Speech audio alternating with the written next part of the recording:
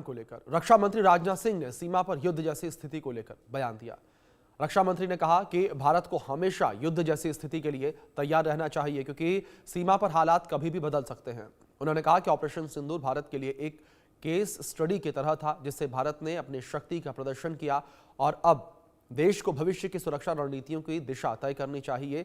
और रक्षा मंत्री राजनाथ सिंह ने कहा कि मई में पाकिस्तान के साथ हुए 4 दिन के सैन्य संघर्ष ने यह साबित कर दिया कि किसी भी समय अप्रत्याशित स्थिति बन सकती है। पाकिस्तान के साथ संघर्ष के दौरान भारत ने ऑपरेशन सिंदूर के तहत पाकिस्तान को कड़ा जवाब दिया। आकाश मिसाइल सिस्टम, ब्रह्मोस मिसाइल और आकाश तीर एयर डिफेंस सिस्टम और अन्य स्वदेशी प्लेटफॉर्म्स की क्षमता को ऑपरेशन सिंदूर में दुनिया ने देखा। और रक्षा मंत्री ने कहा कि मौजूदा दौर में आत्मनिर्भरता और स्वदेशीकरण की सुरक्षा की सबसे बड़ी मजबूत नींव है। इस नींव को हमें और मजबूत करना होगा और विश्व व्यवस्था कमजोर हो रही है और कई देशों में संघर्ष चल रहे हैं।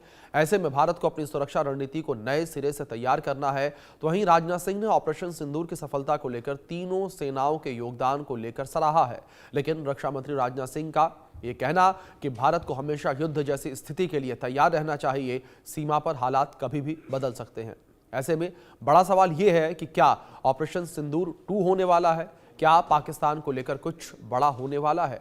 अपने खास मेहमानों के साथ इसी मुद्दे पर हम चर्चा करेंगे, लेकिन उससे पहले आइए आपको रक्षा मंत्री राजनाथ सिंह का वो बयान सुनवाते हैं जो इस वक्त चर्चा का केंद्र बना है। ऑपरेशन सिंदूर के दौरान तीनों सेनाओं के बीच असाधारण ज्वाइंटनेस और इंटीग्रेशन को देखने को हम सबको मिला है। उस ज्वाइंटनेस और इंटीग्रेशन का परिणाम क्या हुआ, यह तो पूरी दुनिया ने देखा है। ऑपरेशन सिंदूर ने पाकिस्तान को चारों खाने चित्त करने का काम किया है और वह आज भी उस दर्द से वो भूल नहीं पाया है। यह पुस्तक लेफ्टिनेंट जनरल राज शुक्ला जी की सिविल मिलिट्री फ्यूजन की अवधारणा को आज की ग्लोबल जियोपॉलिटिक्स के परिप्रेक्ष्य में भी रखती है। और इस पुस्तक को पढ़ने के दौरान मेरे लिए एक इंपॉर्टेंट टेक अवे यह रहा है कि सिविल मिलिट्री फ्यूजन को केवल इंटीग्रेशन के रूप में नहीं बल्कि एक स्ट्रेटेजिक इनेबलर के रूप में देखा जाना चाहिए, ऐसा मेरा मानना है। यह ऐसा इनेबलर है जो इनोवेशन को बढ़ावा देता है, टैलेंट को बनाए रखता है और हमें टेक्नोलॉजिकल सेल्फ रिलायंस की दिशा में भी यह अग्रसर करता है। और यह फ्यूजन तभी संभव है जब हम अपनी civil industry, private sector, academia और डिफेंस सेक्टर को एक कॉमन नेशनल पर्पज के लिए जोड़ सकें। इससे हमारी इकोनॉमिक प्रोडक्टिविटी और स्ट्रेटेजिक एज भी स्वाभाविक रूप से कई गुना बढ़ जाती है।